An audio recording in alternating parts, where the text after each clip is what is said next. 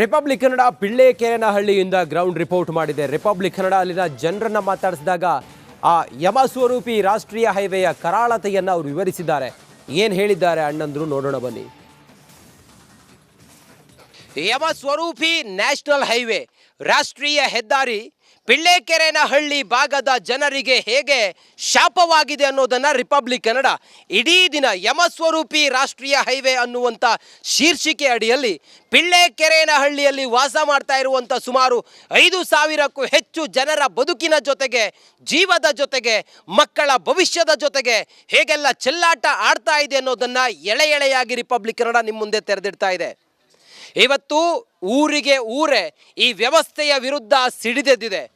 ಪಿಳ್ಳೆಕೆರೆನಹಳ್ಳಿಯ ನೂರಾರು ಜನ ಇವತ್ತು ನಮಗೊಂದು ಅಂಡರ್ ಪಾಸ್ ಮಾಡಿಕೊಡಿ, ನಮ್ಮ ಬದುಕಿನ ಜೊತೆಗೆ ಚೆಲ್ಲಾಟ ಆಡಬೇಡಿ ಅಂಥೇಳಿ ಇವತ್ತು ರಸ್ತೆಗಿಳಿದು ಹೋರಾಟ ಮಾಡ್ತಾ ಇದ್ದಾರೆ.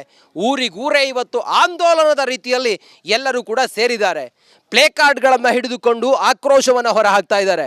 ಅವರನ್ನು ಮಾತಾಡಿಸುವಂಥ ಪ್ರಯತ್ನವನ್ನು ಮಾಡ್ತೀನಿ. ಆ ಮೂಲಕ ಅವ್ರ ಬೇಡಿಕೆ ಏನು, ಎಷ್ಟು ಅಗತ್ಯವಾಗಿದೆ, ಈ ಊರಿಗೆ ಮಾರಕವಾಗಿರುವಂಥ ನ್ಯಾಷನಲ್ ಹೈವೇ 50ರ ಮಧ್ಯದಲ್ಲಿ ಒಂದು ಅಂಡರ್ ಪಾಸ್ ಅನ್ನೋದನ್ನು ಕೇಳೋಣ.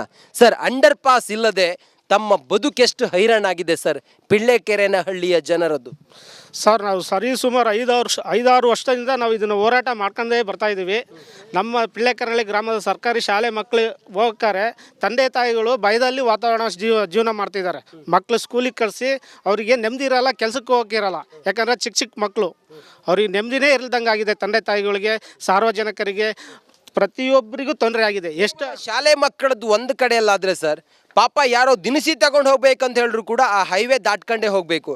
ಯಾರೋ ಪುಣ್ಯಾತ್ಮ ವೇಗವಾಗಿ ಬಂದು ಏನಾದರೂ ಟಚ್ ಆಯಿತು ಅಂತ ಹೇಳಿದರೆ ಅವ್ರ ಜೀವಕ್ಕೆಲ್ಲ ಗ್ಯಾರಂಟಿ ಸರ್? ಅದು ಘಟನೆಯೂ ನಡೆದೋಗಿದೆ, ಜೀವನೇ ಹೋಗಿದೆ, ಜೀವನೇ ಬಲಿಯಾಗಿದೆ. ಅದಕ್ಕೋಸ್ಕರ ನಮ್ಮ ಮಾನ್ಯ ಶಿಕ್ಷಣ ಮಂತ್ರಿಯಾದ ಮಧು ಬಂಗಾರಪ್ಪ ಅವರಿಗೆ ಒಂದು ಕೇಳಕ್ಕೆ ಇಷ್ಟಪಡ್ತಿದ್ದೀನಿ. ನೀವು ಆದಷ್ಟು ಬೇಗ ಚಿತ್ರದುರ್ಗ ಜಿಲ್ಲೆ ಪಿಳ್ಳೆಕೆರೆನಹಳ್ಳಿ ಗ್ರಾಮದ ಸರ್ಕಾರಿ ಶಾಲೆನ ಒಂದು ಅಂಡರ್ ಪಾಸ್ಗಾಗಿ ನೀವು ಅದನ್ನು ವ್ಯವಸ್ಥೆ ಮಾಡಿಕೊಡ್ಬೇಕು. ಹಾಗೆ ನಮ್ಮ ಶಾಸಕರಾದ KC ವೀರೇಂದ್ರ ಪಪ್ಪಿ ಅವರು ಇದ್ರ ಬಗ್ಗೆ ಗಮನ ಹರಿಸ್ಬೇಕು. ಹಾಗೆ ಇಲ್ಲಿ ಆಗ್ತಿರೋ ತೊಂದರೆಗಳನ್ನ ಸರಿಪಡಿಸ್ಬೇಕಂತ ಕೇಳ್ತಾ ಇದ್ದೀನಿ. ಸರ್ ಹೇಳಿ, ಪ್ಲೇ ಕಾರ್ಡ್ಗಳನ್ನು ಹಿಡಿದಿದ್ದಾರೆ, ತಾಯಂದಿರೆಲ್ಲ ಹಿಡಿದಿದ್ದಾರೆ, ಮಕ್ಕಳೆಲ್ಲ ಇವತ್ತು ಕಣ್ಣೀರು ಹಾಕ್ತಾ ಇದ್ದಾರೆ. ಮಗು ಶಾಲೆಗೆ ಹೋದರೆ ವಾಪಸ್ ಎಷ್ಟೊತ್ತಿಗಪ್ಪ ಬರುತ್ತೆ ಅಂಥೇಳಿ ಆ ತಾಯಿ ದಾರಿ ಕಾಯ್ತಾ ಇರ್ತಾಳೆ. ಹಿಂಗಿರುವಾಗ ಮನೆ ಮಂದಿಗೆಲ್ಲ ಏನು ಆತಂಕ ಇದೆ ಸರ್? ಸರ್, ಇಲ್ಲಿ ಯಾರು ಕೋಟಿಗೆ ಬದುಕಿರೋ ಮಕ್ಕಳು ಸರ್ಕಾರಿ ಶಾಲೆಗೆ ಹೋಗಲ್ಲ. ಇಲ್ಲಿ ಎಲ್ಲ ದಿನಗೂಲಿ ಕಾರ್ಮಿಕರು, ಕೂಲಿ ಮಾಡ್ಕೊಂಡು ತಿನ್ನೋರು ಮಕ್ಕಳೇ ಹೋಗೋದು. ಸೊ ಇಲ್ಲಿದ್ದ ಅವ್ರನ್ನ ಕರ್ಕೊಂಡೋಗಿ ಕೆಲಸನ 9 ಗಂಟೆಗೆ ಅವ್ರು ಕೆಲ್ಸಕ್ಕೆ ಹೋಗೋರು, 10 ಗಂಟೆಗೆ ಸ್ಕೂಲ್ ಸ್ಟಾರ್ಟ್ ಆಗೋದ್ರೊಳಗೆ ಮಕ್ಕಳನ್ನ ಇವ್ರು ಕರ್ಕೊಂಡೋಗಿ ಇಲ್ಲಿದ್ದ ಪೋಷಕರು ಬಿಡ್ತಾರೆ. ಮತ್ತೆ ಅವ್ರು ಬರೋ ತನಕನೂ ಮಕ್ಕಳು ಬಂದ್ರೋ ಇಲ್ಲ ಅಂತ ಕೆಲ್ಸಕ್ಕೆ ಹೋದ್ರು ಸಮೇತ ಮಕ್ಕಳ ಬಗ್ಗೆನೇ ಅವ್ರಿಗೆ ಕಾಳಜಿ ಇರ್ತದೆ. ಅವ್ರ ದಾಯರನ್ನೇ ಕಾಯ್ಕೊಂತಿರ್ತಾರೆ. ಅಲ್ಲಿದ್ದ ಮತ್ತೆ ಅವರು ಸ್ಕೂಲ್ ಟೀಚರ್ಗಳು ಬಿಡ್ತಾರೆ.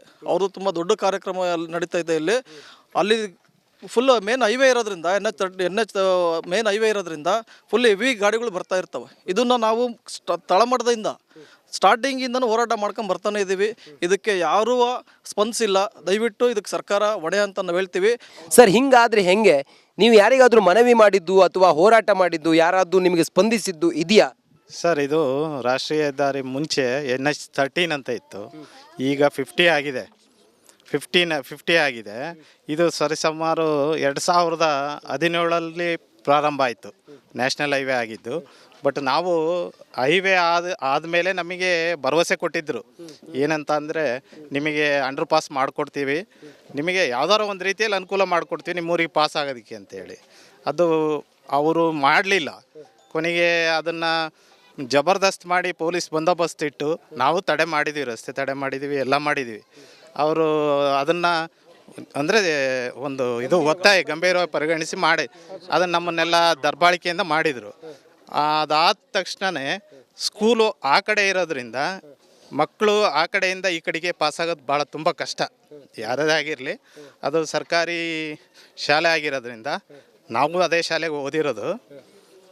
ಅಲ್ಲಿ ಇಲ್ಲಿಂದ ದಾಟೋದು ಭಾಳ ಕಷ್ಟ ಆಗಿದೆ.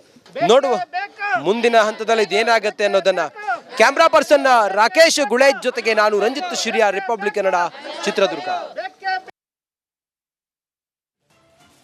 ಪಿಳ್ಳೆಕೆರೆನಹಳ್ಳಿಗೆ ಮಾರಕವಾದಂಥ ಯಮಸ್ವರೂಪಿಯಾದಂಥ ನ್ಯಾಷನಲ್ ಹೈವೇ 50 ಅವೈಜ್ಞಾನಿಕವಾಗಿ ಮಾಡಿರುವಂಥ ಕಾಮಗಾರಿಯಿಂದಾಗಿ ಪ್ರತಿದಿನ ಜನ ಇಲ್ಲಿ ಈ ಸರ್ಕಾರಕ್ಕೆ ನ್ಯಾಷನಲ್ ಹೈವೇ ಅಥಾರಿಟಿಗೆ ಹಿಡಿಶಾಪ ಹಾಕೊಂಡು ಓಡಾಡ್ತಾ ಇದ್ದಾರೆ.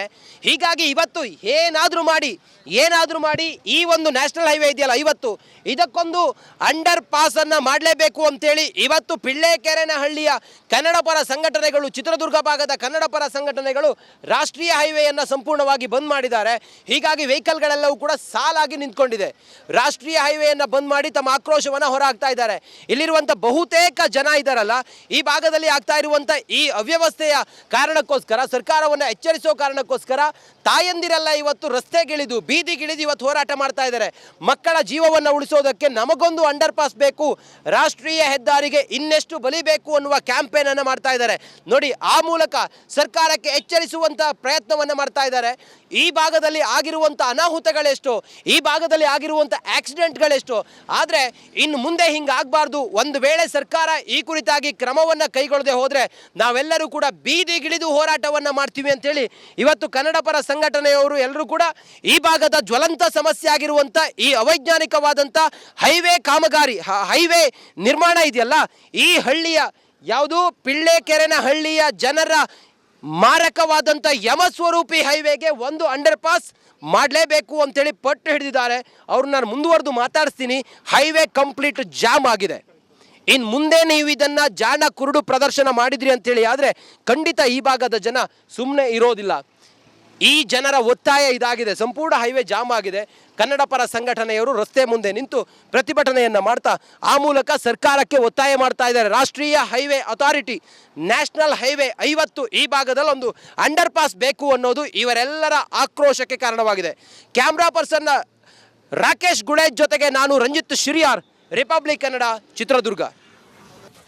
ಪಿಳ್ಳೆಕೆರೆನಹಳ್ಳಿಯನ್ನ ಸೀಳಿಕೊಂಡು ಸಾಗಿದಂಥ ರಾಷ್ಟ್ರೀಯ ಹೈವೇ NH50, ಇದರಿಂದ ಆದಂತಹ ಜನರಿಗಾದಂಥ ಸಮಸ್ಯೆ, ಇದಕ್ಕೊಂದು ಕಾಯಕಲ್ಪ ಆಗಲೇಬೇಕು ಅಂತೇಳಿ ರಾಷ್ಟ್ರೀಯ ಹೆದ್ದಾರಿಯನ್ನು ತಡೆದು ಪ್ರತಿಭಟಿಸಿದಂಥ ಕನ್ನಡ ಪರ ಸಂಘಟನೆಗಳು ರಿಪಬ್ಲಿಕ್ ಕನ್ನಡದ ಜೊತೆಗೆ ಮಾತಾಡಿದ್ದಾರೆ. ಏನು ಹೇಳಿದ್ದಾರೆ ಹೋರಾಟಗಾರರು ನೋಡೋಣ ಬನ್ನಿ.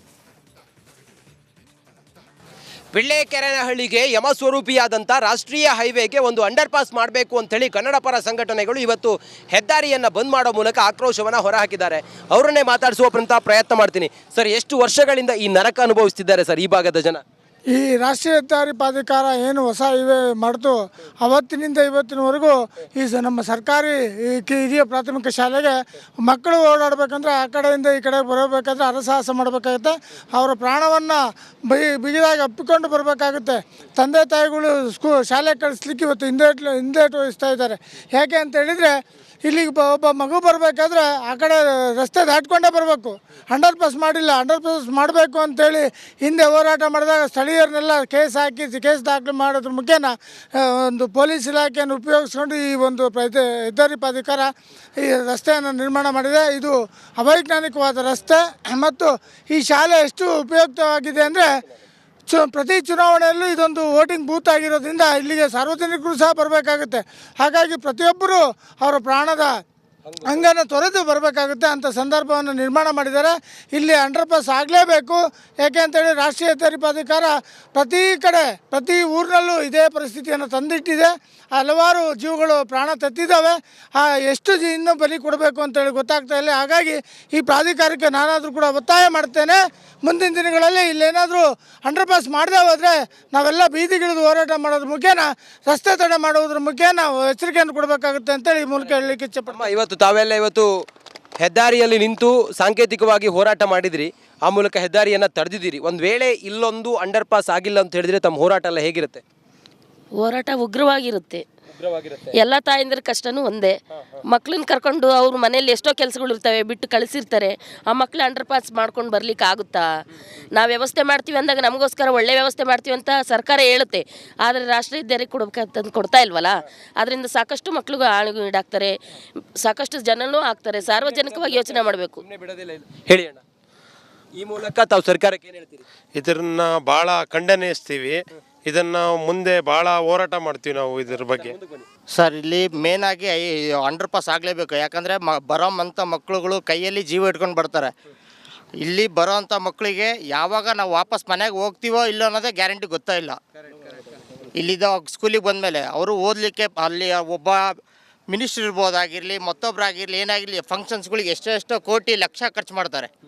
ಇಲ್ಲಿ ಒಂದು ಅಂಡರ್ ಪಾಸ್ ಮಾಡಿಕೊಡ್ಲಿ ಅಂತಂದೇಳಿ ಜೀವ ಉಳಿಸಿ. ನೋಡಿ, ಆ ಮೂಲಕ ರಾಷ್ಟ್ರೀಯ ಹೆದ್ದಾರಿಗೆ ಇನ್ನಷ್ಟು ಬಲಿಬೇಕು ಅಂತೇಳಿ ಸರ್ಕಾರವನ್ನು ಪ್ರಶ್ನೆ ಮಾಡ್ತಾ ಇದ್ದಾರೆ. ರಿಪಬ್ಲಿಕ್ ಕನ್ನಡದ ಅಭಿಯಾನ ಇದು.